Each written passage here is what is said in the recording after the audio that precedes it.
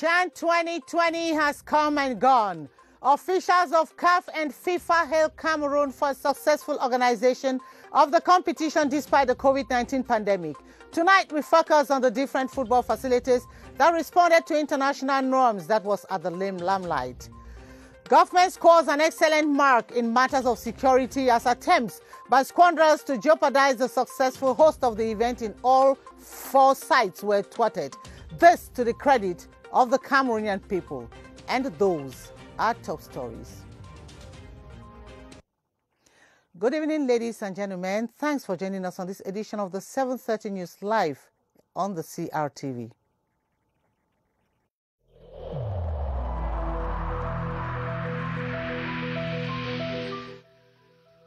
I have personally observed that most of our fellow citizens no longer comply with the protective measures prescribed by the government.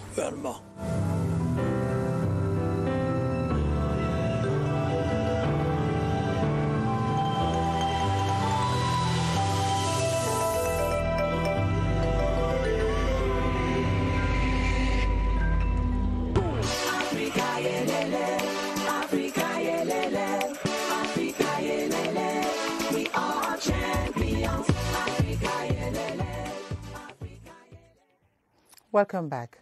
The Confederation of African Football (CAF) and the World Football Governing Body (FIFA) have hailed Cameroon for the successful organization of the just-ended CHAN 2020 amid the COVID-19 pandemic. Ahmad says the greater challenge now is with the upcoming AFCON in 2022, which he thinks Cameroon will live up to expectations. Cyril Nwazeke in the following report says footballers and journalists have also praised Cameroon's organization prowess. Officials of the Confederation of African Football here en route to their various destinations after witnessing an exceptional CHAN in Cameroon. Proud to the assessment of CAF officials, the World Football Governing Body FIFA had given Cameroon an A grade before the end. It was really a beautiful ceremony. It was heartwarming to see the celebration of Africa, but also celebration of football.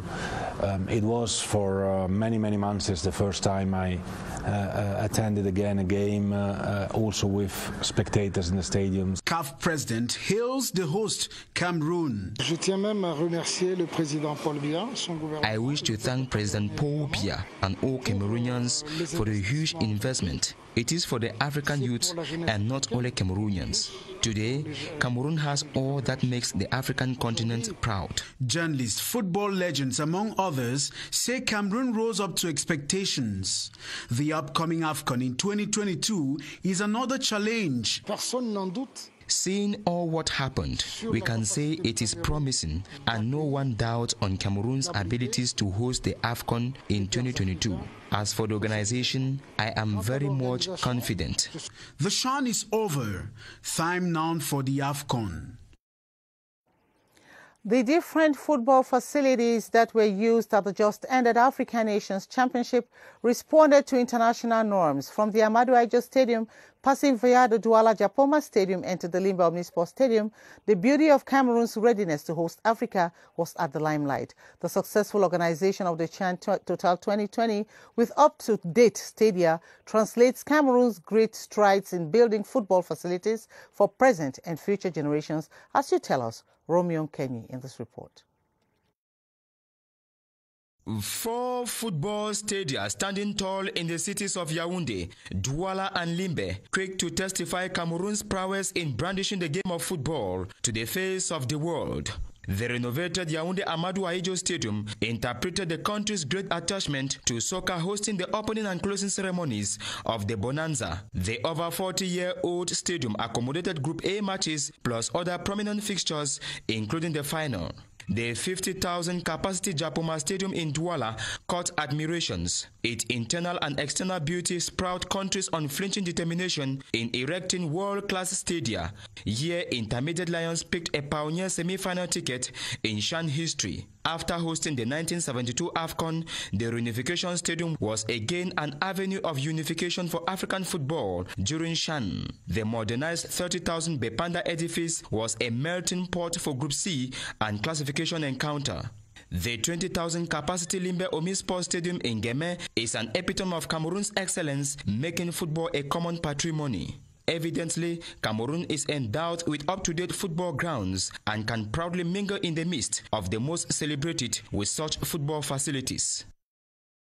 By winning the African Nations Championship for a second consecutive time, the Intermediate Atlas of Morocco has demonstrated the strength of its domestic football. Besides having a strong local football championship, there exists a peaceful cohabitation between the Botola League officials and the Royal Morocco Football Federation. The harmony is evidenced by the successes of Moroccan clubs and the intermediate selection that just won CHAN 2020. BrigadeAntiSardinard explains. Kudos to the Atlas Lions of Morocco, who have become the pioneers to win the CHAN back-to-back titles. The triumph, to pundits, is the natural sequel to the proper organization of Morocco's domestic football championship, whose strength and stability is evidenced by the regularity of Moroccan clubs in inter-club competitions. In 2018 and 2019, Raja Casablanca played the final of the CAF Champions League. Last year, Renaissance Sportive of Berkane won the CAF Confederations Cup after emerging runners-up the previous year. This year, about 4 Moroccan clubs are involved in inter-club competitions, including one club that is the Stars of Casablanca from the Botola 2 League, the equivalent of the Division 2 in Cameroon. Stars Casablanca has come to join regular giants of the Botola League, such as Raja, Wydad, and Renaissance of Berkane. This solidity and exemplary organization has taken the Moroccan side, or the Moroccan Football Federation, to the top position in the rankings of federations in Africa, behind Egypt and Tunisia. Besides, regular long-term programs for national selections have made Moroccan teams an example on the continent. It is therefore no doubt that about 4 players of the CHAN Team 2020 were part of the team that won the trophy in 2018 on home soil. And so, by winning CHAN 2020, Morocco has demonstrated that he who sows good will also reap good. Indeed, Gideon. The upgraded security measures maintained throughout all football matches contributed to the successes of the CHAN 2020. In our newsroom commentary, Kylian Dandifon says the security measures were watertight at all levels, and it is the whole country that takes the credit. Kylian? Several explosive devices have gone off in major towns in Cameroon, including the capital city Yaoundé. With the advent of the socio-political crisis in the northwest and southwest regions, that today is an armed conflict affecting the whole country directly or indirectly. The success in the organization of the CHAN 2020 depended on several factors: CAF know-how, adequate stadia, lodging facilities, communication, especially the transport sector, among others. But only one misguided individual in possession of a dangerous weapon could jeopardize and sabotage the continental event and bring the whole effort to nothing. And this is where security ranked first among all the organizational endeavors. For the watertight security, credit goes first to the Commander-in-Chief of the Armed Forces, whose strategic planning has brought fame and pride to the nation. The operational sectors of the defense and security forces also get a red feather for harnessing their elements at the tactical level through police raids, search operations, systematic checks, and punishment where and when necessary for the common good. And as I told you, the African Nations Championship, the CHAN, has come and gone, and Cameroon has scored an excellent mark in the hosting of the tournament. In this newscast, we are receiving the editor-in-chief Day of the Central News Desk, who was also ranked commentaries for matches in Group A of the tournament. Good evening, Baldwin. Benin. Good evening to you, Gladys. Yes, Benin, the CHAN has come and gone. What is the way forward? Of course, just like you said it when you were introducing this, Cameroon has received praises from so many persons because of the infrastructures and health facilities. CAF President Ahmed praised Cameroon. CAF Technical Study Group praised Cameroon. The different coaches, the journalists all praised Cameroon. And we can go on talking about praises that look good on Cameroon after the organization of the CHAN for the world-class infrastructure, state-of-the-art stadium and the health facilities. But now is the time to forget about those things and look forward to the prize of the higher calling, which is the African Cup of Nations. That means the local organizing committee must get to work immediately, carry out an evaluation of the CHAN, see what worked, what did not work, and what did not work well, and get into work immediately. Because if you read the press release from CAF President, after praising Cameroon, he said there are some things to work on. So the local organizing committee must identify what these issues are and work on. Work in a way that there are set objectives, there are set goals, and those who cannot and those who are not willing to get to where the President of the Republic, the government wants us to get to as far as the organization of the AFCON is concerned, they should be laid aside. Ticketing, transport, health facilities, all of that should be perfect. When you get a 15 or 17, 18 over 20 mark, you start looking forward to getting a 19.5 or 20 mark. And that should start now. Then, another stadium which is going to marvel visitors is the Olembe Stadium. Now is the time for government and those concerned to press forward. Let this infrastructure be complete. The one in the Rumdeaja Stadium, over Ikwekong, all of this should be complete so that Cameroon, as far as infrastructure is concerned, should be world-class. And Benin, in talking about the way forward, you know, we are also looking at our football team and football in Cameroon in general. Of course, that is the great problem that everybody is talking about. Football administrators should lay aside their egocentric dispositions. Stop this arrogant show of egomaniacal disposition. They are destroying the country's football, as a matter of fact, and it is unacceptable for whoever in Fcfa, the Professional Football League, or whosoever, to hold the country's football in their armpits. The country's football belongs to Cameroonians. It is time for all of them, Gladys, to come to the table as gentlemen. Drink a glass of water if they want, a glass of wine, and make sure that football in Cameroon should go on. For once, they should think about the millions of Cameroonians who love to see football grow in the country and work in that interest. They should help the team prepare, identify the players, get the players, give them adequate training before the tournament so that some country will not come from abroad and beat us in our own backyard 4-0 in the semi-finals or 2-0 in the third place. All of that because the work that administrators were supposed to do was not done. This is a time. 1 year is too small to do all of this, and let us get the trophy, not only for the organization, but for the matches when the time comes in 2022. Thank you very much, Benin, for being here. And you are the editor-in-chief for Day of the Central News Desk on CRTV. Thank you. Thanks for being here. Thank you. And we continue this newscast to talk about the Government Action Fair dubbed SAGO that was today organizing a conference on the theme, The Place of Youths in the Implementation of the National Development Strategy 2020-2021. The objective was to call the attention of young people who make 75% of the population on the public policies contained in this development strategy so as to efficiently contribute. One of the panelists, Professor So Fortsink, explains in the following excerpt why youths should be interested in this national development plan. The main problem solved in this national strategy is to address the youth with jobs opportunity to solve the problem of education, of our education system, and our health system for youth.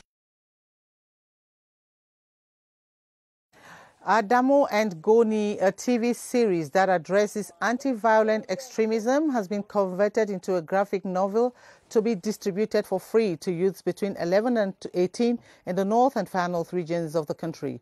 The literary piece, which also includes Sobajo, a superhero comic book produced with sponsorship from the U.S. Embassy, targets youths from 11 to 25 years. Emanuela Vemioy was present during the press conference organized today in Yaoundé, during which both books were presented, and now reports. Adamu and Goni, then Sobajo, two literary works which use pictures and text to sensitize young people against violent extremism while pushing them to embrace the universal values of tolerance and peace. With regards to Adamu and Goni, we're just saying that we can all make mistakes, but we should be given second chances. Some of these defectors do some very terrible things in the community, so it becomes very difficult to accept them. We are telling the youth that there are options that must not resort to violence. 10,000 copies of the books targeting youth from 11 to 25 will be distributed free in 20 villages in the north and far north regions. The 15-month project is funded by the U.S. Embassy in Cameroon. This project allows us to use cultural expression to promote these goals with young people who are especially vulnerable to recruitment by violent extremist groups. The intention is to avoid the recruitment of gullible kids into armed groups like Boko Haram, while encouraging communities to welcome repentant fighters when they return. A workshop to build the capacity of the staff of the National Disarmament, Demobilization and Reintegration Commission on the management of gender-based violence in times of conflicts is underway in Yaoundé. The three-day workshop was chaired by the Minister of Women's Empowerment and the Family in the presence of the Deputy Coordinator of the NDDR Commission, Colonel Ekoso Francis. Here's an excerpt of the Minister selected by Victor Siga. It is extremely important to address the issue of gender, because when you have armed conflict and they talk of assisting or carrying out any activities, they only think of men. And if you follow the statistics, we have more than 600 cases in the centers in the 3 regions right now. And out of those over 600, you have a little under 100 women. A working session to discuss the modalities for a safe voluntary repatriation of a contingent of Nigerian refugees residing in the far north region is holding in Marwa, chaired by Governor Mijiawa Bakari, together with a delegation from Nigeria and UNHCR officials. It has also been revealed that about 5,000 of the 103,000 refugees in Cameroon have expressed the desire of going back. Here's an excerpt of the governor compiled for us by Henry Tato Ekambi from CRTV Far North in Marwa. Discussion about the voluntary repatriation of the refugees, Nigerian refugees who are in Minawao camp. There are almost 103,000 in the camp and outside of the camp, and about 5,000. And the contingent that will go back to their own countries. We are discussing about way of means to secure this contingent, to see all aspects, all modality, security, all commodity, food item, health, and so forth and so on. The commander of the 4th Combined Military Region has led a humanitarian mission to the locality of Mayo Moscota in the far north region to victims of Boko Haram atrocities. Major General Salim Mohamadu led 3 military medical consultations and treatments within the community, together with donations of materials. Sylvester Temkeng tells us more from CRTV Far North in Marwa. It was a high moment of comfort and encouragement to the population of Mozogo in Mayo Moscota subdivision after the last Boko Haram attack that claimed some lives and left many wounded. The commander of the 4th Military Region, Major General Salim Mohamadu, accompanied by other top military officials, donated foodstuff and offered free consultations and treatment, not only to victims of Boko Haram attacks, but also to needy people suffering from common illnesses. Je leur ai délivré I came with 3 messages. First, to comfort the people. Second, to reassure them of military support. And finally, to donate this fraternal gesture. The general also used the occasion to exhort the population to collaborate with defense forces by providing them with useful information to help guarantee their safety. My message for them is to collaborate with the military. The military is dynamic, enthusiastic, and ready to defend the territorial integrity, so we can boot out this common enemy. With the gradual return to normalcy in the locality, defense and security forces have stretched a safety curtain around Mayo Moscota to help track down the terrorists suspected to be members of Boko Haram.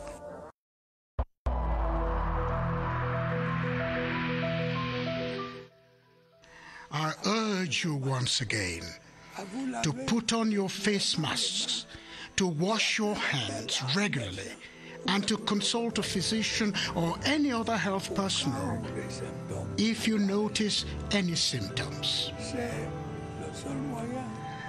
This is the only way to save lives and to curb the spread of the virus.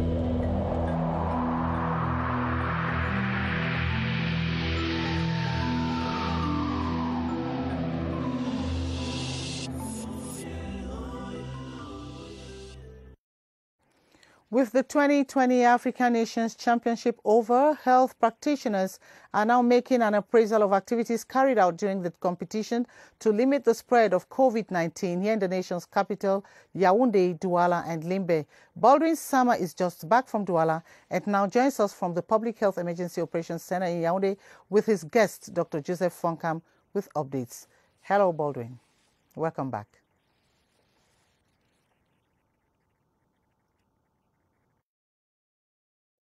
It will have been a wish for the nation to see that we have fewer persons tested positive for COVID-19. It wasn't the case. Let's get a balance sheet of the spread of COVID-19 during the African Nations Championship with Dr. Joseph Fonkam. Good evening, Doctor. Good evening, Baldwin. An appraisal of how that virus got spread during the African Nations Championship.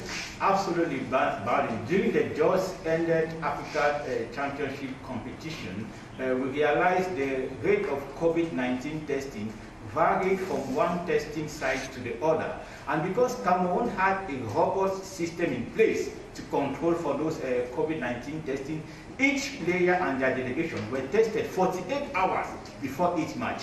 And from our current record, we realized the rate of testing ranged from 1.5% to about 8% depending on the site.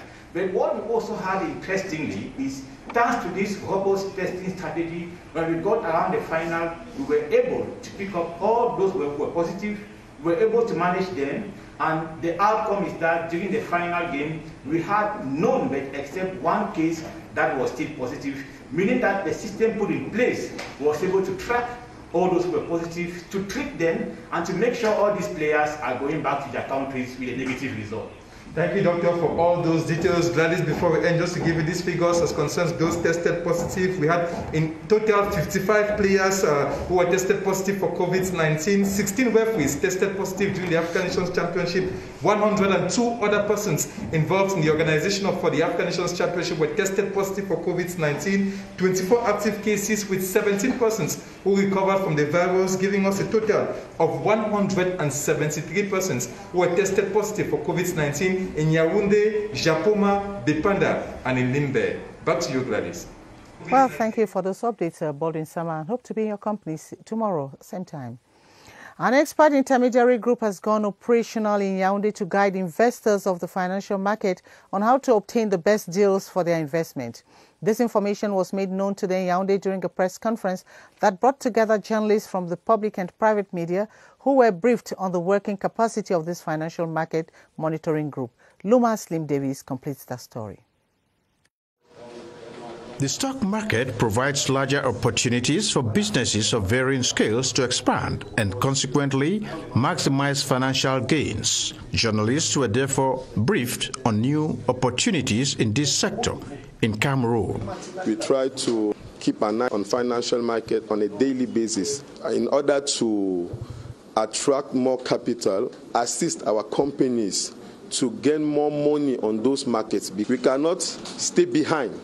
While all those Occidental companies will make more money every day on the financial market and not us. The Cameroon experience that groups together bankers, financial analysts and stock exchange traders is expected to largely boost the economy. Here in Yaoundé, in our cabinet, there's a new service taking care of financial market, providing a very high expertise. Anybody that has enough money to operate on financial market, we can work with the person. With the state-of-the-art installations, the VMF initiative is set to revolutionize stock exchange operations in the Central African sub-region. Men have been described as silent victims of violence in a 400-page PhD thesis presented and defended by now Dr. Taku Catherine. The document titled Gender-Based Violence in Post-Colonial Africa, an Intermediate Perspective, highlights the difficulty men or women face in voicing the abuse and the role the Ministry of Women's Empowerment and the Family play in protecting both men and women. Guy Roger Nana has details from CRTV Southwest in Boya. A woman perpetrating acts of violence on her husband. Such sights may be rare but actually exist. These victims generally don't speak up. What actually pushed me to work on this topic was a scene that I witnessed in which a lady actually packed her husband's stuff and threw them out of the house, and the guy used to come around for 2 days consecutively begging his wife. So I felt that men are going through a lot and someone needs to talk about it. Men have been called upon to speak up and not die in their silence. Such a study is aimed at creating awareness on this challenge faced by men and provide a line of thought towards solutions that will improve well-being for the victims. She's treating the problem of violence against men. It is an issue which can be brought to the fore and examined and become part of policy. Dr. Taku Catherine, who already has several books to her name, hopes to publish this work in the nearest future in a bid to increase sensitization on this ill faced by men and encourage others to voice it out. And on to this advertorial, a winner of the MTN promotion scheme 2020 has been awarded the 15th brand new car prize for loyalty to the brand. Beth Mucho Fankam is one of the winners of the promotion launched by the multinational telecommunication network MTN, which is to the end this February 19th, 2020. Colette Jani from CRTV Center was at the Mimboman neighborhood and now tells us more from CRTV Center. It was all celebration, excitement, and enthusiasm that birthed Fangam Mucho in the presence of the population of Mimboman in Yaoundé, and Ilega team officially received the car she won thanks to the Veng sur Veng challenge by MTN Cameroon. You can't imagine how excited I am right now. I can't believe I am a car owner. I was coming back from school one Friday evening, and then I started receiving calls from strange people that I have won a Suzuki car from MTN. I thought it was a scam until I got a call from Kusewi. I am indeed very excited. The 23-year-old Beth is one out of 15 MTN subscribers in the country who have been lucky enough to win cars and many other items from the challenge that MTN Cameroon believes is a reward for their loyalty and support to the leading telecommunications operator. Here we are solemnly handing over the 15th vehicle to the winner, and we still have 5 vehicles to go. And from next week, it will be 2 vehicles each. Every Friday, there will be 1. And I just want to encourage the population to continue playing. You know, MTN, one of our missions is to change lives, to make lives brighter. And so I'm so elated when I see a young girl that was desperate. Now MTN has given her hope. And that's just an example. There are multitude of people whose life have been changed, and I'm just encouraging our subscribers to continuously pray. And it is easy. You just have to get a bundle of 250 francs or do a mobile money transfer of 5,000 francs, and you may be the lucky winner. The MTN Veng to Veng promo, which began on the 20th of November 2020, will end this February 19, 2021, with a big lot of 20 million CFA francs to be won. Well, it is on this advertorial that we draw the curtains on this edition of the 7:30 News. Thanks for watching. Do join Adam Bala in another 30 minutes with the news in French. I'll be back same time tomorrow. Keep the faith. Good night.